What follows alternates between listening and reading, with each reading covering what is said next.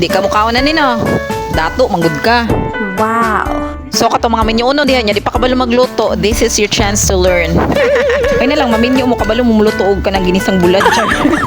So katong mga hawedes na muluto diha, ayo na lang mo dire padapli na lang mo kay parang sa mga di kabalo muluto charot. So magpainit ka og duha ka kutsarang mantika. Magisa ka og ahos, bombay, luya, unya dayon ang kamatis. Kung magluto mo ayaw po ninyo lataa ang radish ug ang kamatis kay kumbaga mura man na siya kinilaw kinilaw good. Isa ka kutsara pud siya nga soy sauce. Then salt and pepper unya sa pangpabalan sa lasa depende sa inyo unsa inyong preference bitsin ba or unsa. Kaya ako liquid seasoning akong ginagamit. Kung naamoy liquid seasoning 1 teaspoon lang pod. O kayo og kadali harong dili mapagod. Reminder dito sa mga hilig kay mga mantikaon no hinahinay lang taninyo kay Diyos ko healthy salt pa jud. Unya ilunod ay nato atong 3/4 cup nga bulinaw. Unya o kayo og kadali o pila ra luto. Di ba? Easy.